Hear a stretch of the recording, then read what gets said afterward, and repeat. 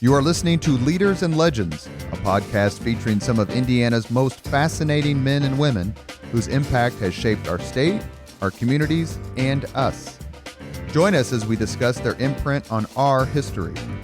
Leaders and Legends is brought to you by Veteran Strategies Incorporated, your local veteran business enterprise specializing in public relations, media relations, public outreach, crisis communications, and digital photography.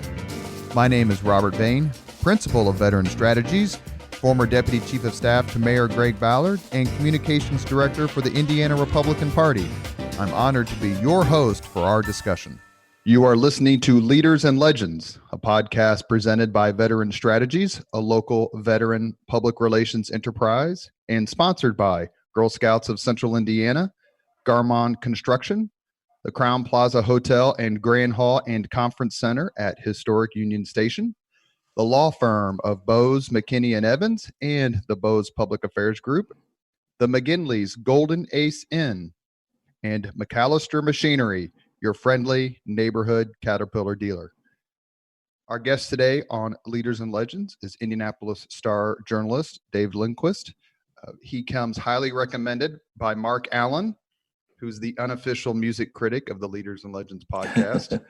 David, thank you very, very much for coming on.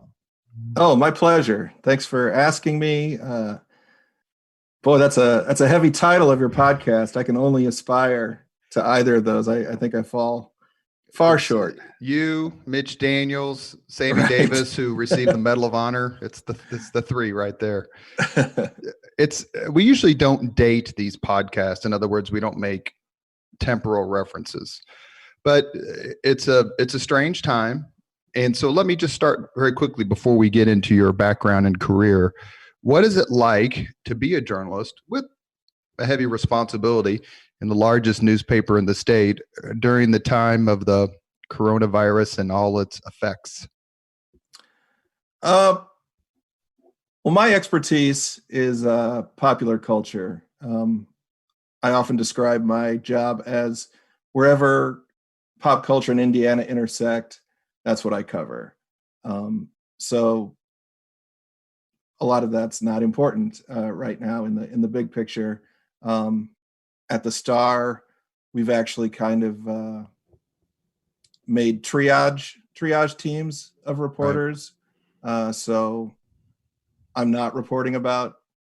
Well, I am reporting about popular culture, but I'm also like I wrote a story about the convention industry, just kind of some of the economic effects on the periphery of some of the things I cover. We just lost our great food reporter, Liz Biro. She moved back to North Carolina, so I wrote my first ever food story the other day, which was timely and topical about baking bread.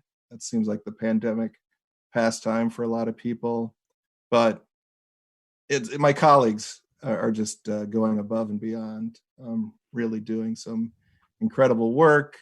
Our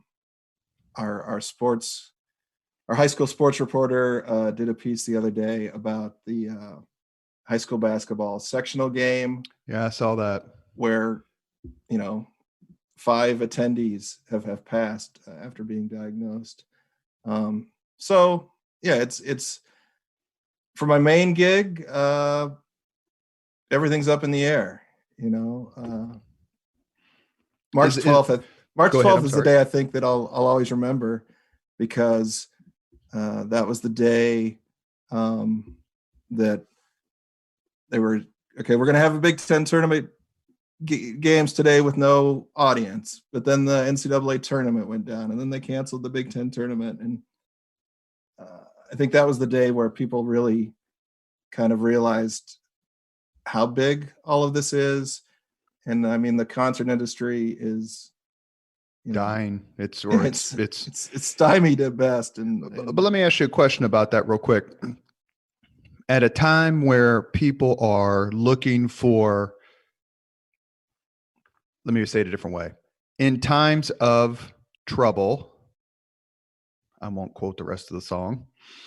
When people are looking for something to cheer them up, whether it's health related or economics. Usually that's popular culture. Sure. Sports, concerts, theater, all those movies, all those things are gone.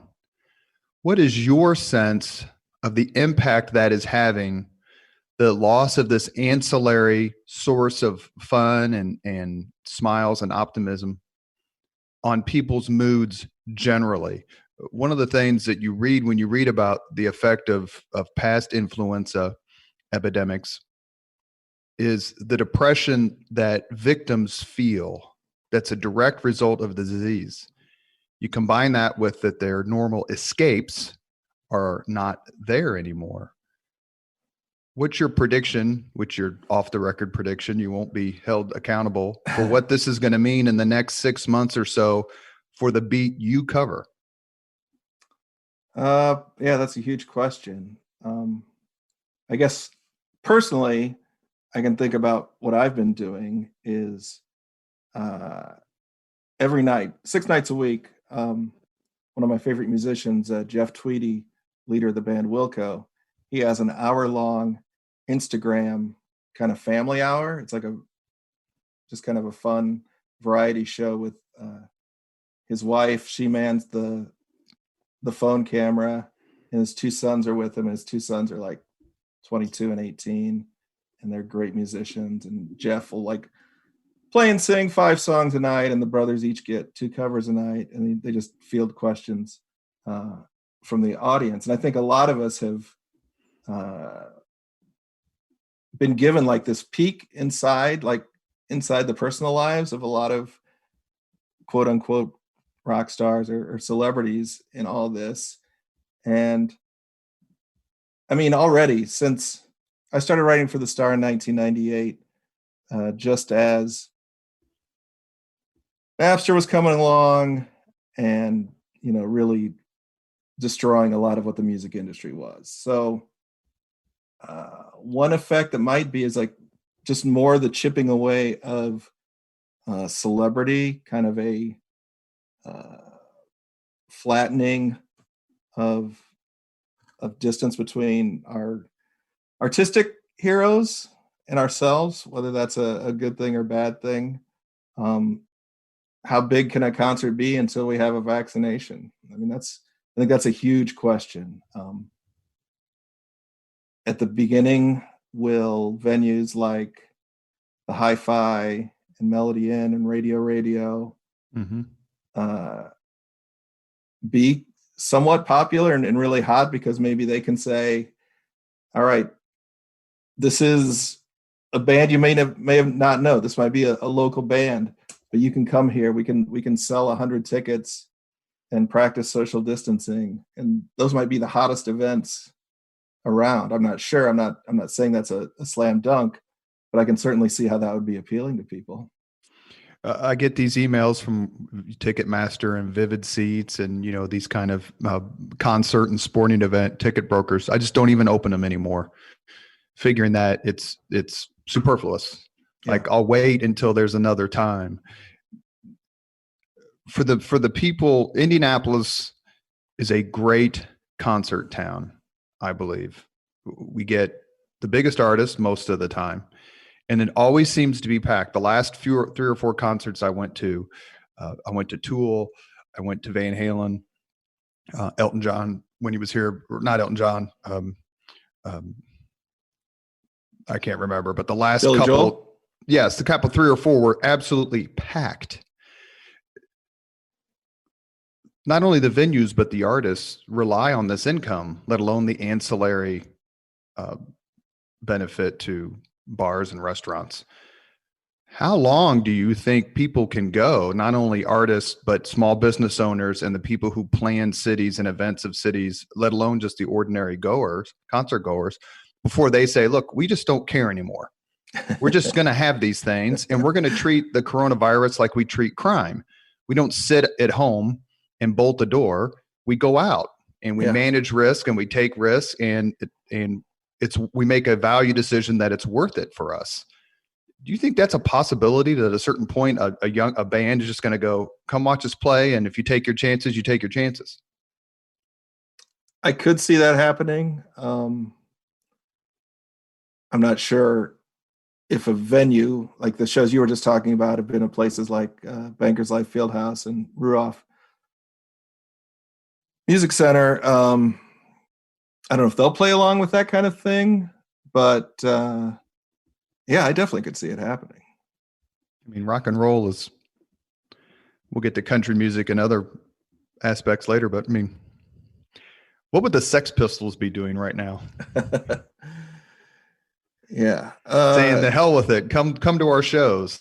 Right. Well, that's a good question. I mean, it might be very soon that we might see like literally underground basement shows or things like that. But in terms of the artists, it's all about touring today, because so little money, they can't rely on sales of recordings or streams to be a large part of their income.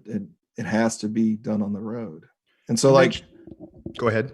Yesterday, Dead and Company, they packed it in. They're like, we're not going to go out this summer. Dead and Company is not an average band. I mean, Dead and Company can go out and play or not go out and play, and they're still very, very wealthy, all those guys. One of the things that really was jarring to me was how early Zac Brown band's a pretty big country / pop band. And it was very early where Zac Brown said, I'm sorry, I just laid off my entire crew. And that was, like I said, that was a little jarring to me. So yeah, the whole thing about the concert industry that people might not realize is that the profit margins are razor thin. If you're a promoter and say, we'll just use very round numbers. So you're a promoter and you want to do a show for 10,000, 12,000 fans, right? And your budget is $1 million.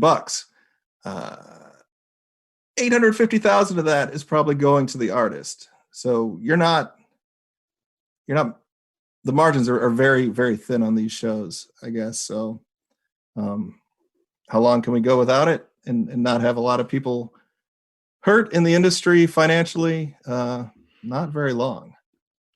Before we go back to where you're from and the start of your career and all the places that you've written, you mentioned something that is hard to believe. I would say it's an anachronistic term at the moment, which shows you how quickly things change. You mentioned Napster. Yeah. What was and is its effects, or that industry, that technology's effects on the music business? How did it affect it then? And what are the effects now? Okay. I don't know how blatantly we need to explain what it was, but Napster was the first kind of renegade company to facilitate downloading of music. Rip a CD, make an electronic file of a song, and then share it with anyone and everyone who can get online, basically. So, yeah, in the late 90s, that basically freaked the music industry out, because instead of selling, a CD to almost everyone who was a fan of the artist, hundreds and thousands of people are having an exact replication of the song. It's like way back when in the 70s, the music industry was scared of tape recorders. Sure. Home recording is killing the music industry. Well, it didn't really happen that way. I mean, I was a kid in the 80s, and I would use my home stereo and cassette deck to like record the top 9 at 9 from my, the radio station that I listened to in Central Illinois. But it really came to be with MP3 downloads. So obviously the era we live in now, a lot of people listen to music on Spotify or Apple Music. And, the Billboard charts are no longer a reflection of sales. The Billboard charts are this, kind of make-believe representation where they say, oh, you streamed this many times and somebody heard your song in a commercial, or they used it in a bumper on CNN, and like all those plays factor into the chart. But didn't Pearl Jam, as I recall, testify before Congress about what a ripoff Napster was? Well, Pearl Jam's beef was with Ticketmaster. Okay, I'm sorry. Thank you. Metallica was the band that tried to go up against Napster. And to the music consumers, they didn't think Metallica was heroic. We all want free. Yeah, that's the society we live in, Robert. But I've had the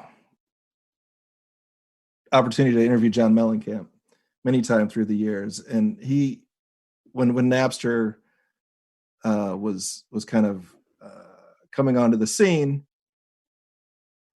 it was like the entire music world and basically all of pop culture has been kind of shattered. He would talk about like when Hurt So Good and Jack and Diane were at the top of the charts, everyone in America knew those songs because, everything was very formatted. Like everyone heard what was the top 40. And today it's very different. Like a song can be number one and exactly 90% of the public doesn't even know the song. So that might be a nostalgic negative to say, wow, we all used to know what the number one song is. The flip side of that is because there's so much striation in the world of popular culture, there's a band from Indiana called the Reverend Peyton's Big Damn Band. Probably unknown to 99% of the world, but because of online distribution and promotion and social media, they can go into basically any city in the United States and many cities in Europe and play to 500 to 750 people every night. So that's a band that has a career without being celebrities. And I guess that kind of goes back to what I was saying earlier about what the new world of entertainment might be is, we've been edging toward this where we're all fans of working musicians and maybe not, Van Halen rolling in with the circus. Well, what would Casey Kasem be doing today? No more Casey Kasem top 40 long distance dedication, none of that stuff. That's actually some comfort entertainment is I think iHeartRadio has a channel that all they play are American Top 40 episodes from the 70s and 80s. We're going to talk about music then versus music now here in a little bit. We're on with David Lindquist, who journalist for the Indianapolis Star, pop culture critic, is pop culture writer, not from Indiana originally, from Illinois, if I remember correctly. How did you matriculate over here to the Hoosier State? I grew up in central Illinois, a very small town called Chatsworth, 1,300 residents. So that's about an hour north of Champaign if you're on I-57, and about an hour northeast of Bloomington Normal if you're on I-55. So as a farming community, I was always super into sports as a kid. My parents got me a subscription to Sports Illustrated when I was 10, and that was it. I was like, I want to be a writer. I want to be a journalist. I carried the Daily Pantograph from Bloomington as a kid. So like I did the paper route thing. I went to college at Eastern Illinois University in Charleston, which is like another hour south of Champaign, so about 2 hours south of where I grew up, and spent the first 2 years writing about sports for the student newspaper. The last 2 years were more of like, I edited the weekend magazine, and then I was the editor-in-chief. Eastern Illinois University, if you don't know, it's one of the fine directional schools of Illinois. But cradle of quarterbacks, we got Tony Garoppolo, Tony Romo, Sean Payton, all went to Eastern. But the thing about the journalism industry, right when I was graduating in 1991, is that Eastern was one of the first schools in America to use computer pagination to put the newspaper together rather than what they call paste up, Sure. which is, you print out pieces of paper and then assemble them with paste and knives onto another piece of paper, and then you make a negative of it, and then you put the negative on a piece of metal, and you put the piece of metal on the press. Computer pagination basically meant you went straight from assembling it on a computer to the piece of metal that goes on the press. So now what I'm hearing from you just real quickly is we've had quite a few journalists on the Leaders and Legends podcast. Bill Benner, who's terrific. Jim Shella, who I love. All legends. Yes, the amazing and wonderful and brassy and delightful Amanda Kingsbury. Yes, very close colleague of mine. David Barris. Yeah, she's terrific. And of course, my good friend and fellow conservative, Mr. Tim Swearens. And what every one of those journalists has said mirrors exactly what you just said. When I was a kid, I decided to. Mm-hmm. Why do you think that is? I mean, some professions are called callings, accurately, mostly, teachers being one of them. A lot of people want to be cops or firemen when they're little kids. But every one of those people who I've talked to, and I hope to talk to more, caught the bug in grade school or high school. I believe, if I remember from a personal conversation, and I don't think she would mind, Suzette Hackney from the Indianapolis Star, the community engagement editor, had her own little broadsheet called the Hackney Herald. Nice. When she was a kid. I told her it should have been called the Suzette Gazette, but that's another story. But what is it about journalism, writing, interviewing that made it so attractive to you even at a young age? That's a good question. I think my own personality is one where I don't crave the limelight, but I like to be close to the action. I was not going to be a Major League Baseball player or play in the NBA. That was or quarterback, right? None of that was going to happen. But I just sports writing was very easy for me to romanticize, and I mean, it kind of goes hand in hand with if you excel at something at school and you kind of put the pieces together, oh, maybe that's something I could do. Have you ever regretted it? No. Never thought, man, I should have been a teacher, or I should have been a fireman or an electrician. I mean, tough times in journalism these days. And has been for like the last several decades. If I could just slide into something, I would love to be an archivist, like work in a library and archive and study and dig into old stuff and repurpose it, because that's somewhat part of my job now. But I don't think I could do anything else. we might find out. You are listening to Leaders and Legends, a podcast presented by Veteran Strategies, a local veteran public relations enterprise, and sponsored by Girl Scouts of Central Indiana, Garmong Construction, the Crowne Plaza Hotel and Grand Hall and Conference Center at historic Union Station, the law firm of Bose, McKinney, and Evans, and the Bose Public Affairs Group, the McGinley's Golden Ace Inn, and MacAllister Machinery, your friendly neighborhood Caterpillar dealer. We are on today with David Lindquist, pop culture writer at the Indianapolis Star. David, is there a Hoosier leader or legend you particularly admire? Oh, so we have to go back to my paper route days. I'd get up every morning to deliver papers at 5:30, and then I would get home, and before I would go to school, I would watch the previous night's episode on the popular then VHS format of the old Late Night with David Letterman show on NBC. So yeah, Dave's been my guy for forever. Have you had a chance to interview him or interact with him, break bread?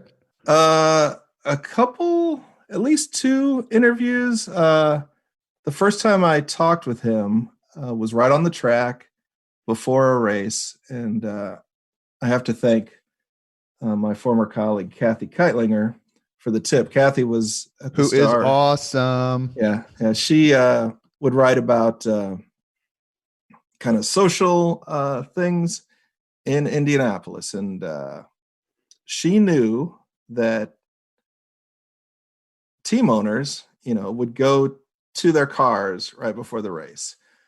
So I'm trying to think of who the Ray Hall, Letterman Lanigan driver was this year. Let's just say it was young Graham Ray Hall. So I had access to the track, and I was kind of standing close to Graham's car, and I kind of heard a commotion over my shoulder, and I turned, and there's Dave himself.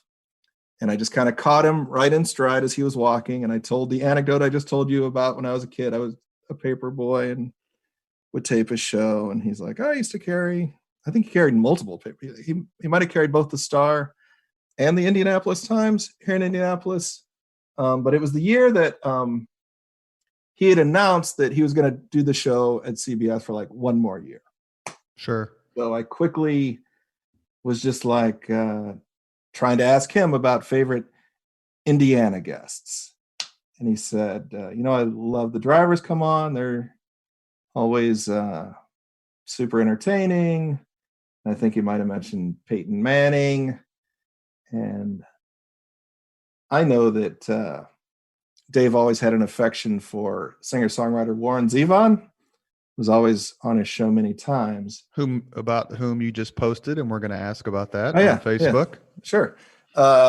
That's interesting timing.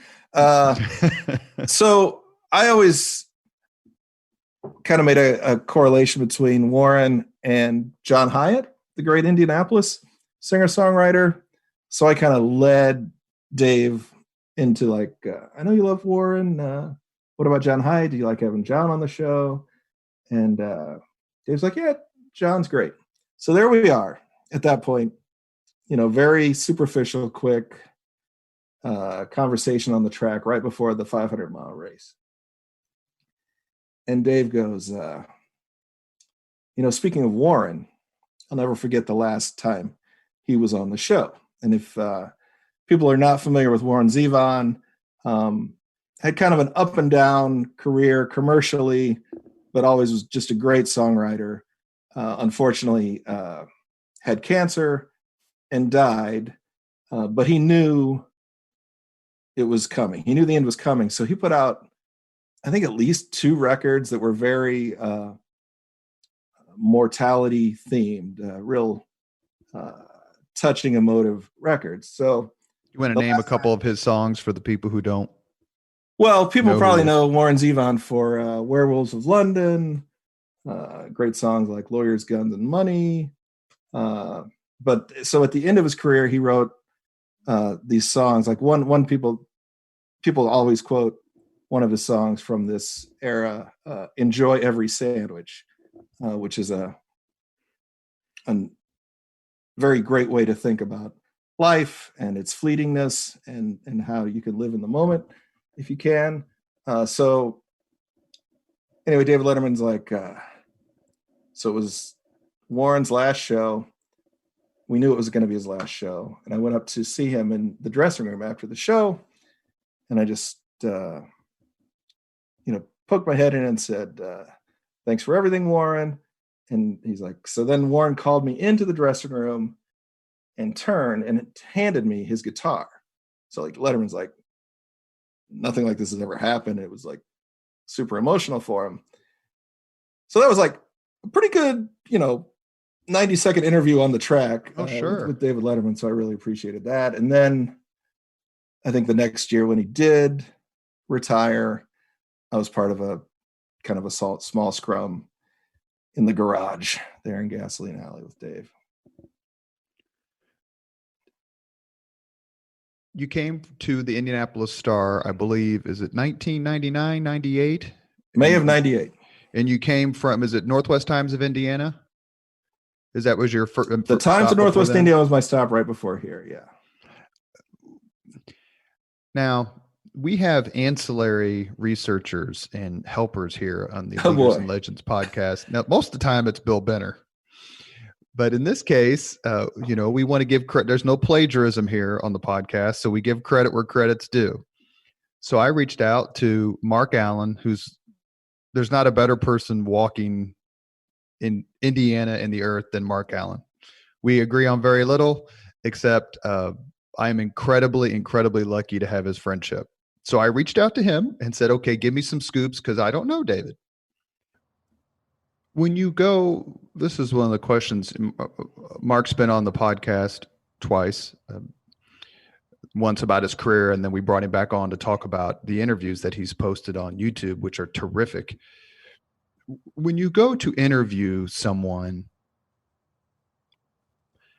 difficult isn't the word that I'm trying to say, but is it ever Star Trek?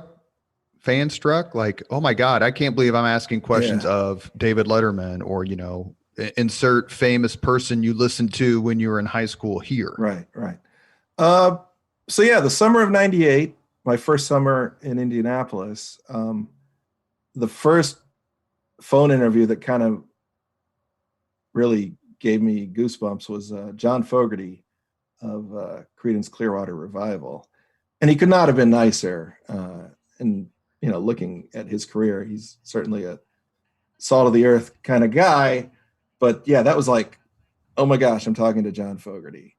And in recent years, I have to be honest, I got to do a dual phone interview with Steve Martin and Martin Short.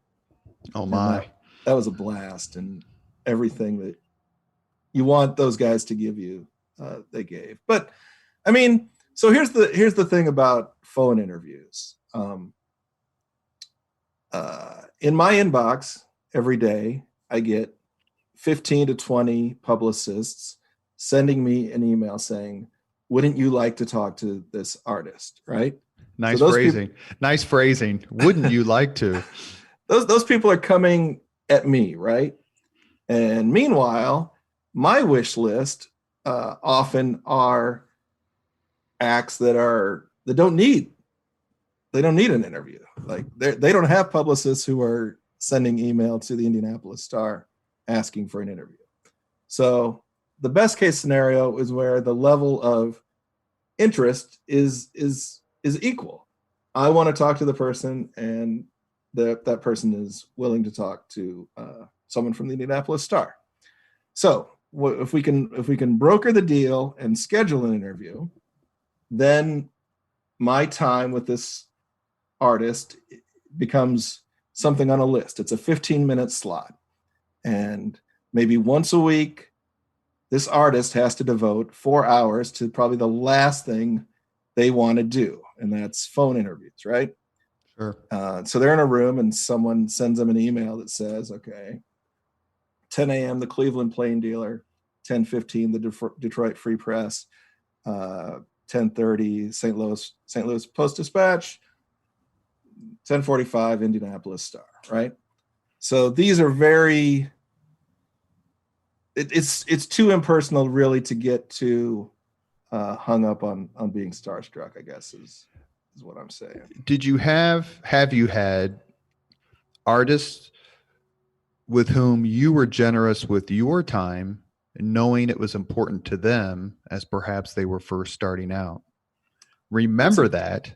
Yeah. They get big, and now Right. you want to talk to them, and they're like, you know what? That Lindquist guy called me when I was playing to 150 people. Yeah, I'm playing to 15,000 people tonight. I want to talk to him.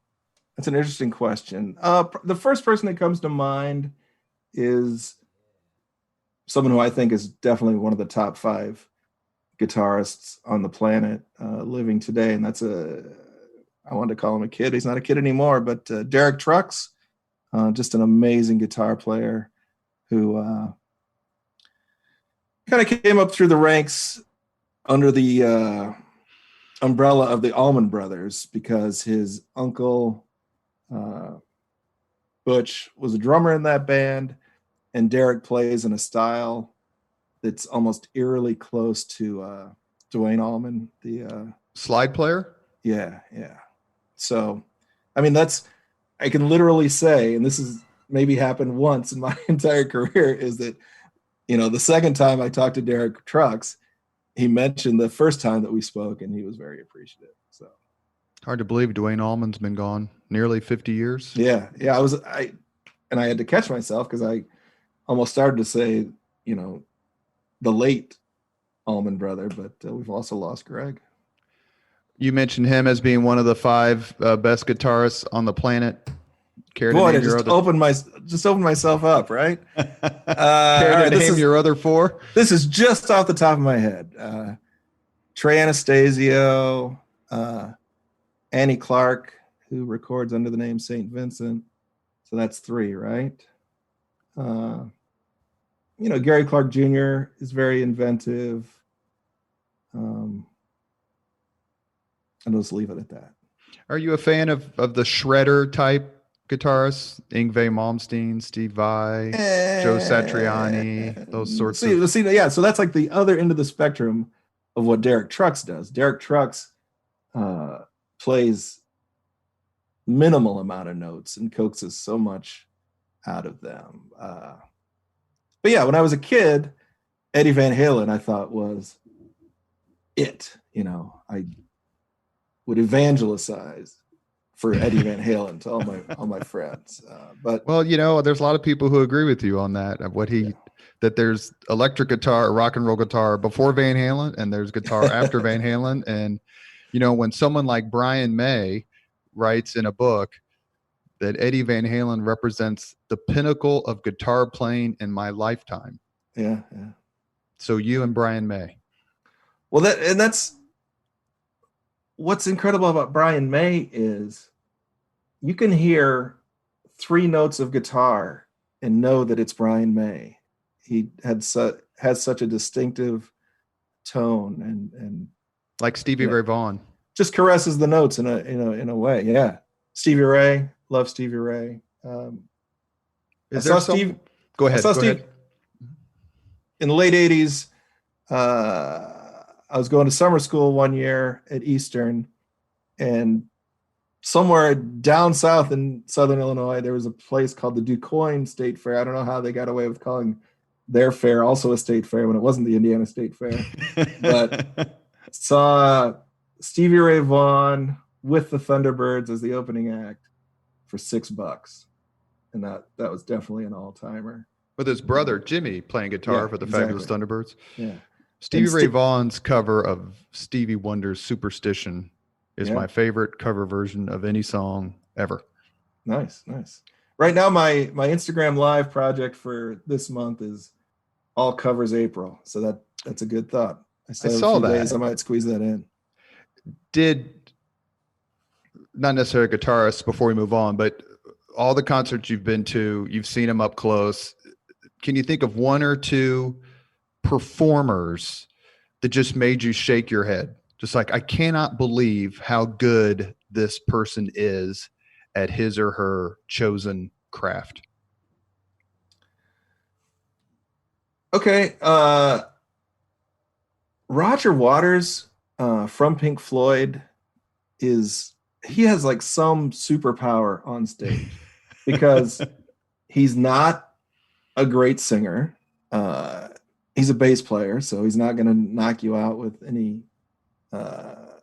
prestidigitation, but his shows are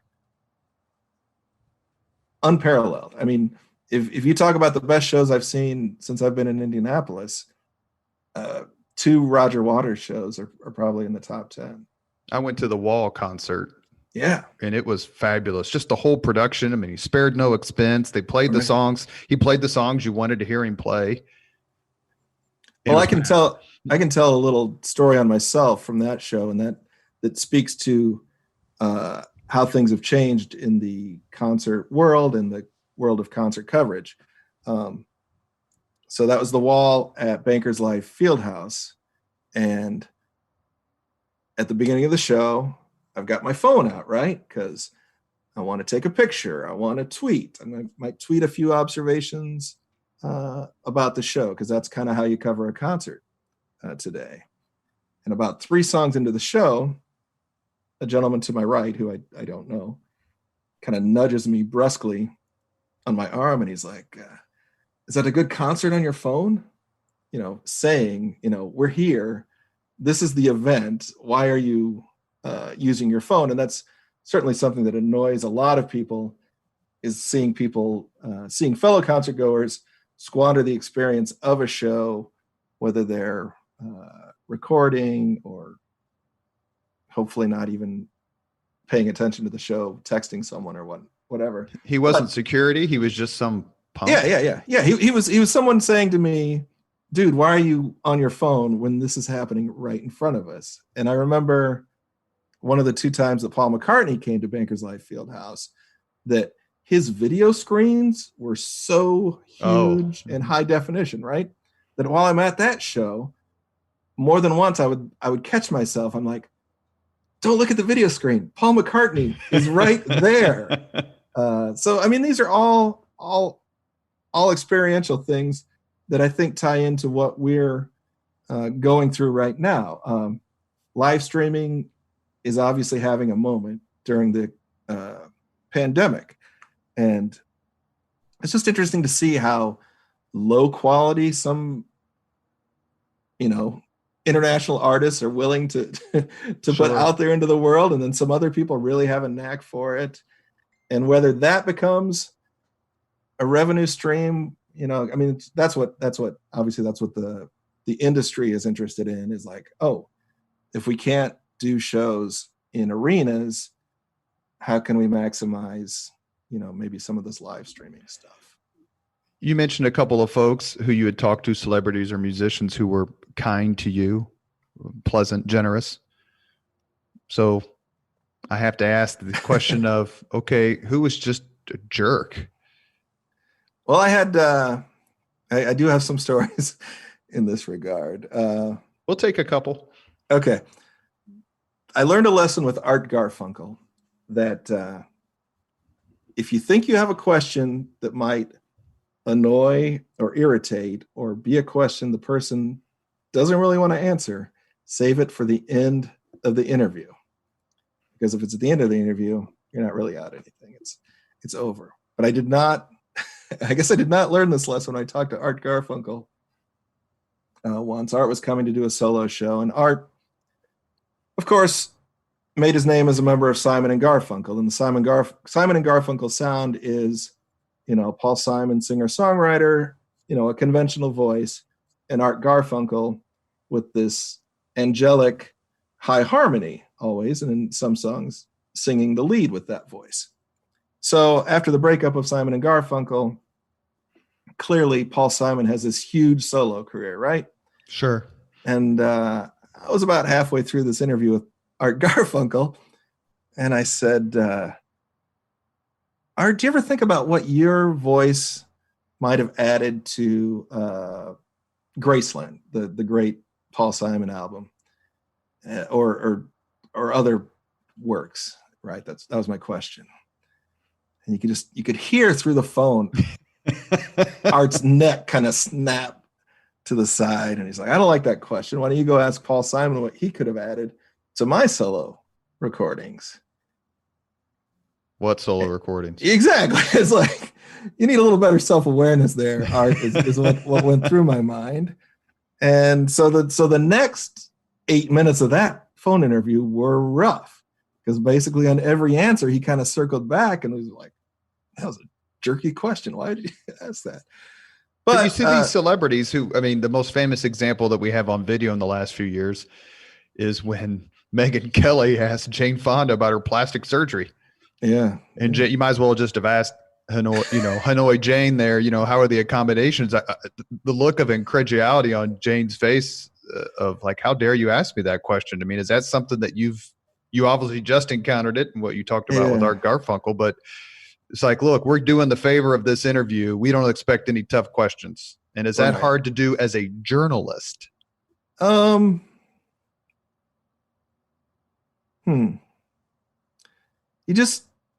will pause real quick and say that we had redemption. A couple of years later, I interviewed Art, and he was a complete sweetheart. It was a great interview. You led with a different question? Yeah, we didn't. I'm going to be frank. I write about entertainment. So when I delve into difficult or provocative questions, I'm not going for gotcha moments, and I don't have the responsibility of some of my counterparts in news when they're covering things and interviewing public figures. I mean, that's holding their feet to the fire is part of the deal. So I don't know. It's like, I don't think it's fair to ask a musician about a controversy that's like 30 years in the rearview mirror. Asking the Stones about Altamont, that would be too far back. Yeah. Last summer it would have been a good question because it was the 50th anniversary, but yeah, that's generally it. I had something, I lost it. But do they expect it? Do they like, look, we're doing you a favor. If you ask tough questions, when we come back, you're not going to talk to artist X and we're going to remember. Yeah, I'm way past that. I can't even care about that. That's not a threat that I don't think is held over. And sometimes fans will make a comment like, you gave that act a bad review, they're not going to come back. And let me assure you, if there's a promoter willing to pay that artist will be back. So yeah, I don't think I have that kind of influence. Have you had, just whether it's phone or in person or whatever, just conversations with musicians or celebrities that are just so painful or become contentious immediately? And then let me ask quickly, because this is something we talked about with Mark, or you wrote a review of their performance and it's gotten back to them and they've run you up and said, dude. Yeah. Well, Mark has the Phil Collins. Phil Collins is undefeated. His Axl Rose facts is undefeated. His Branford Marsalis Jay Leno interview is pretty tough to top. I did get what I thought was a pretty funny email from Toby Keith's manager one time. Toby Keith is kind of this hack country artist, I'll say it. And his manager actually, I think, is from Noblesville. So for whatever reason, his manager saw a review I wrote about one of Toby's show out at Deer Creek. And let's see. Points in the email were things like, so there was a, this is a little inside, as a working journalist, sometimes tickets are comped, sometimes they aren't. We had an era at the Star where our editor, a very fine ethical policy was that we paid for every ticket, right? So that's not the way it is now, but there were several years where every time I would go to a show, I would pay for the ticket and then expense the Star. So in this email, the manager said, I heard you pay for tickets, which makes me glad because we're getting your money and you're my favorite type of journalist because you know nothing. And, but the clincher was how he signed this email. It was like this kind of cryptic advice to me, which I kind of liked. It was like, be cool, Topwater, signed millionaire, Toby Keith's manager. So he got the millionaire part in there. I got nothing there, but I don't understand that phrase, be cool, Topwater. It's like something out of a old Western movie. Are you familiar with that term? No, I was just going to assume that Lindquist was Swedish for topwater. Oh, maybe that's it. That could be it. But but then again, over time and years, I have a good relationship with that gentleman. You've mentioned 3 concerts. I actually went the McCartney concert that was on Bastille Day. It was July 14th, about 6 or 7 years ago. I took my kids there, $300 a ticket. But I wanted my kids when they are older. So when people are in their 50s and 60s, like we are, or like I am, or older, and they're talking smack about the concerts they've seen, another area where Mark Allen is undefeated, and the artists that they've seen, I told my kids, I said, in 2060, when you're with your friends talking smack about music, I want you to be able to say you saw Paul McCartney play Beatles songs in person. Yeah. It was enormously expensive, but it's probably the best concert I've ever been to. Been to a few amazing Rush shows, but that was off the charts. I actually went to a Toby Keith concert. It was an interesting experience. I'm not a fan of country music, but it's going to kind of lead me into my next question. And that is, when you go to review artists or genres of music that aren't your particular cup of tea, how do you do that? I mean, it would take, if I was a music critic and I had to go see Miranda Lambert, I don't know any of her songs, I really don't know anything about her, but she has this amazing, incredibly loyal following. She's clearly very talented. If I had to go in there and do that, I'm not sure that I could pull it off. Is that where your journalistic training comes into play and just your experience? A little bit. If I could just quickly reset, if someone might be curious about the policy of accepting free tickets to a show. My personal philosophy is, when I go to cover a show, it's the equivalent of a sports writer covering a sporting event, and they have press boxes and accommodations that are, set aside very specifically for them. A concert seating grid is not the same, but I think it's certainly fine for the show to set aside 10 or so tickets for journalists covering the show. Just wanted to throw that in there. The Leaders and Legends podcast endorses that view. Thank you. So when I go to a show, I just kind of put myself in the mindset of, if I were a fan of this artist, what are my expectations? So that can kind of quickly become like a checklist. Do they play the songs that I need them to play? I mean, if you're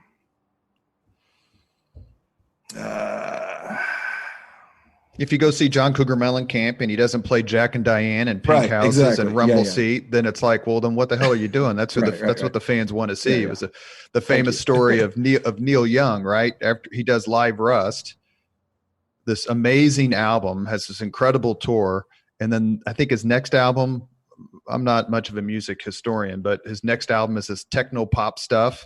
Yeah, and his fans the Geffen years where he experimented. His fans just revolted. Yeah. So another thing that I think about is sound quality, which is not a fun thing to write about, but I think it's so important in terms of consumer experience. And I've certainly had my chance over the years to write about bad sound and bad mixes at shows, but I think that's something that's important to people. Rapport, if the artist comes into your city and seems aware of where they are and cares about the audience rather than just, not even saying hello during the show, I think that's something that goes into the concert experience, stuff like that. How often do you with that checklist, I can go see Rascal Flatts, who I consider to be the opposite of music, and still write a review. Another caveat that I should say is that I think sometimes people think I have no use for country music, modern country music. That is not true. But there aren't a ton of acts that excel in that genre, but at the same time, Dierks Bentley, amazing. Casey Musgraves, amazing. Eric Church, amazing. We're overdue for an Eric Church show. I hope when this is all over, Eric Church comes and plays Indianapolis. And I'm not. The only thing that I could say about country music based on my, quite frankly, searching of YouTube videos, most of the stuff that I look at is older guitar based music. To me, Jerry Reed is the most underrated person in the history of music. If you want to see a guitarist just absolutely make your jaw drop, it's the Snowman from Smokey and the Bandit. I agree. Look up videos of him playing next to Chet Atkins and Chet Atkins shaking his head at what Jerry Reed can do. Or a guy like Albert Lee. I'm not a huge fan of the Eagles. I mean, I'm a fan, but I'm not a fan of them like I am Zeppelin or Van Halen or Rush or Prince. But I'd go see them just to see Vince Gill play guitar. Yep. Does that happen to you where you're like, I'm going to review this concert, or you go on your own, right? Because you can go on your own and not have to be a journalist that night and say, I want to watch this person play. And if there is a person or one or two you want to talk about real quick before we get to the 5 questions, sure. Who would that be? Well, I mentioned earlier how I spend so many of my nights watching Jeff Tweedy's broadcasts, his live streams on Instagram. And really, if you're wanting to be picked up for an hour during all of this, it's kind of hard to find. It's an Instagram profile called Stuff in Our House. And that's his wife's Instagram profile where she just shows all these she's like a thrift store guru. She just posts pictures of all this crazy stuff in her house. But so Jeff is in a band called Wilco, and their guitarist Nels Cline, he gets that 5 spot that I couldn't think of earlier. He's an amazing guitarist. So yeah, when you go see Wilco, you want to see Nels Cline play guitar.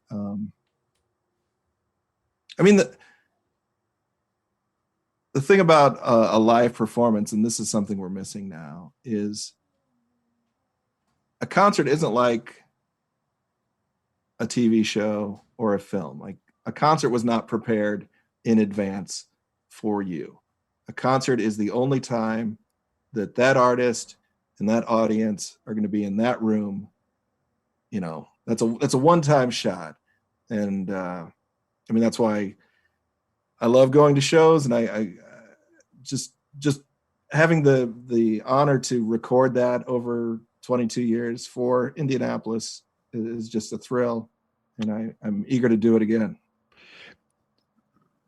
We're gonna follow the Dave Lindquist interview template and ask the harsh question here at the end. Okay, good policy.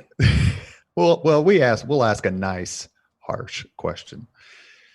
Have you ever written something that you've regretted? Have you ever regretted not writing something? Dang.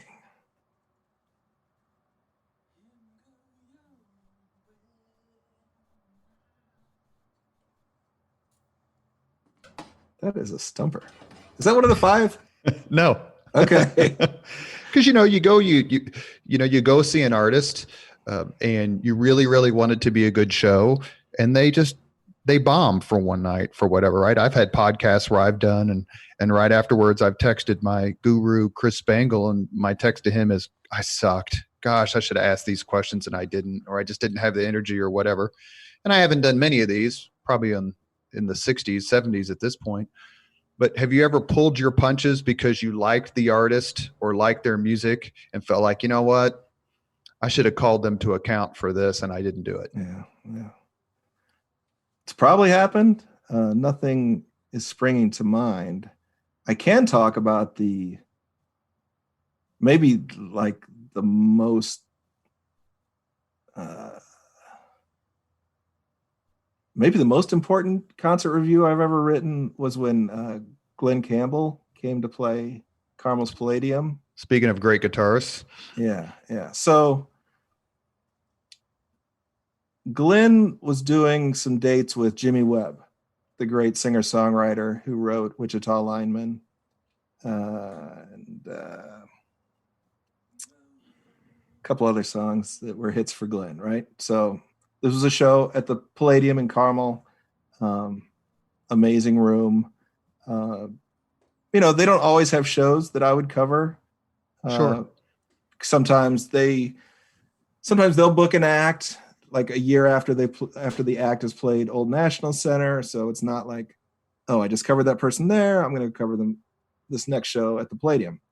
But certainly this Glenn Campbell, Jimmy Webb show caught my eye. And I thought, yeah, I want to see that. Because I thought maybe during the evening, there might be some interplay, some interaction with Jimmy and Glenn on stage. It didn't play out that way. Jimmy did a very conventional opening set, and then here comes Glenn Campbell, right? It was pretty obvious within, a song or two that something was very off with Glenn. It was beyond just not knowing words or fumbling lyrics. Like after every song, he would seem to look for his musical director. Like in a band, usually the musical director is the keyboard player. He would ask what key is this in and what song are we doing? And it was kind of a painful show to watch. It was a painful 90 minutes. And at the time, Glenn Campbell had been in the news within the past 4 or 5 years for kind of one of those really embarrassing, not attractive DUI mugshots, right? Second only to Nick Nolte's. Right. Yeah, definitely in that ballpark. And as a reporter, one thing I can never do is I cannot assume what a person has done with their day. I would never, speculate on what someone had ingested or their, how they might be altered going on stage. But what I did write was, it's escaped me a little bit. Something like distracted at worst, disoriented at best. I mean, this was a kind of a train wreck of a show. And so we published that, got some heat from readers who were like, why are you beating them on Glenn Campbell? And so I did not pull my punches on Glenn Campbell. And as I thought about it, Glenn probably was not getting a lot of concert reviews at that time of his career, because sometimes artists just reach a point where they're not the flavor of the month anymore, and they're just out on the road playing to 2,500 people a night, and newspapers don't go and cover those shows. But I wrote that review, and within a week, his family disclosed his Alzheimer's diagnosis, right? Sure. And I was like, that's something that could have helped me going into that show, because that changes everything. If I go into that show knowing that, it sets all the variables to a different way. Distracted and disoriented becomes brave and courageous. Exactly. Yeah. So when that announcement came out, I obviously was like, oh, what a horrible thing for a person to have to go through. But I also felt, slightly vindicated, because You wrote about what you saw. Something was off. You wrote about what you saw. Yeah. Yeah. But then there was another wave of people beating up on me, like, why did you attack this poor man in this state? So not that dissimilar to the Warren Zevon situation.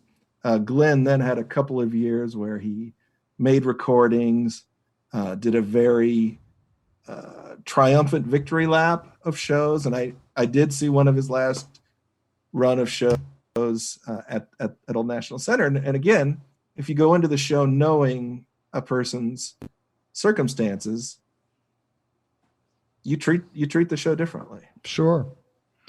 You are listening to Leaders and Legends, a podcast presented by Veteran Strategies, a local veteran public relations enterprise, and sponsored by Girl Scouts of Central Indiana, Garmong Construction, the Crowne Plaza Hotel and Grand Hall and Conference Center at Historic Union Station, the law firm of Bose, McKinney, and Evans, and the Bose Public Affairs Group, the McGinley's Golden Ace Inn, and MacAllister Machinery, your friendly neighborhood Caterpillar dealer. Leaders and Legends podcast guest today is David Lindquist from the Indianapolis Star. Are you ready for the 5 questions? Let's do it. What was your first job? Yeah, it has to be newspaper carrier.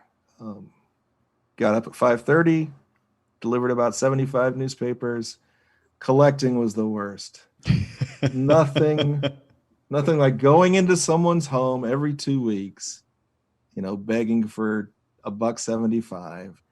And what's really the worst is going to the door. They're not home. A week passes. You come the next time, and then it's like twice as much you're asking, and maybe they're not there that time. The third time, you know what you do? You eat it yourself because you're so afraid of the conflict with this person you're going to ask now $5 for. I don't know if you've heard of Jimmy O'Donnell. I don't know. He was the Indianapolis native who was a survivor of the USS Indianapolis. Wow. Yeah, There's a statue of him outside the city market. Okay. He was on my brother Michael's Indianapolis news route, and my brother was so scared of him, I don't think he ever collected from him. Question number 2. What was your first concert? That I wanted to go to myself was probably Survivor at the 1984 Illinois State Fair. Not a very esteemed first show, but the opening act, it was post Rocky 3, so they had a hit, right? Yeah. They were riding high. But the supporting act that night was Mitch Ryder and the Detroit Wheels, which is a lot of cred. That's good. So I could say Mitch Ryder and the Detroit Wheels, but it was Survivor. Number 3, if you could suggest any book for someone to read, which book would you recommend? Oh, I'm a huge fan of David Foster Wallace, who's really hard to read, and people don't like it usually when they read it. So, I mean, I would, if someone has a lot of time like they do now, and you want to try Infinite Jest by David Foster Wallace, I wish you luck. Number 4, if you could witness any event in history, be there in person as it happens, which event would you choose? Great question. I'm a Cubs fan, Robert, and I've seen on television the Cubs win the World Series. I guess if I could have been there that night in Cleveland, that would be it. I just ran into Pete Seat, a local PR pro. He had his Cubs hat on and was walking a dog named Paxton that was named after a Chicago Bulls shooting guard. Yeah. Last question. If you could have dinner with anyone living today, 2 hours off the record, whom would you choose? Another good question. I think Bob Dylan and I could have a good conversation. Could you understand him?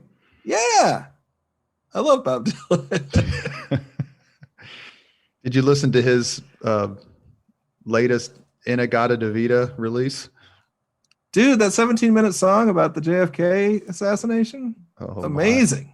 Let me ask you 2 quick follow-ups, and then we'll let you go. All right. I asked you about your first concert. If you could have seen any concert in history or seen a group whom you haven't seen, whom would you choose, or which concert would you see? Yeah, I never checked the box of Nirvana. I graduated from college in 1991. My first job was in upstate New York, where like Fish was exploding. But, you know, the modern rock explosion of the first half of the 1990s was, you know, excellent. All I paid attention to. And that's why in the long story, I moved from sports writing and kind of ended up here. But so Nirvana, they put out their big album, Nevermind, and their follow-up album was called In Utero, which I didn't think was that great. I thought it was a real step backward. And they were going to play a show in Springfield, Massachusetts, which was not far from where I was in Glens Falls, New York. And I'm like, I'll catch him next time. Oops. There was no next time. Yeah. I'm going to make a thesis statement, and you see if you can tell me in 30 seconds or less that my thesis statement is wrong. Uh-oh. Music when I grew up in the 70s and 80s was great.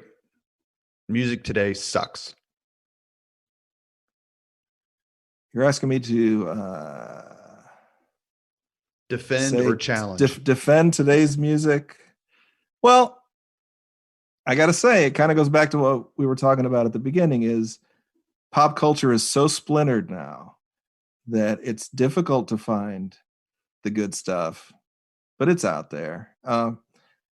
I definitely will concede that the other day when Lady Gaga put together her big pandemic event, that lineup didn't excite me, but I certainly could put together a lineup of modern acts that would be really cool. But it's pretty easy to say that, you know, in the 70s and 80s and the 60s, the stuff that was popular in a lot of instances was the stuff that was really, really great. So, yeah, it's like, I don't know. Will rock and roll soon just be the next room in the dusty hotel where, you know, there's jazz, there's blues, there's rock and roll. You know, these were things that were hugely important and popular to people, and now they're niches. I don't know. David Lindquist, thank you so much for coming on the podcast. I enjoy talking to people who have interacted with great people, who have been there, who have witnessed, who've firsthand have had conversations with great artists, and, you know, for good or for ill, you speak the truth about them. Everyone I know is a big fan of your writing at the Star, and here's hoping for many, many more years of reading your journalism. I really appreciate that sentiment. Thanks, Robert. Thank you very much for listening to Leaders and Legends, brought to you by Veteran Strategies Incorporated. If you want to contact us about this program or our menu of public relations services, please send us an email at robert@veteranstrategies.com. That's robert@veteranstrategies.com.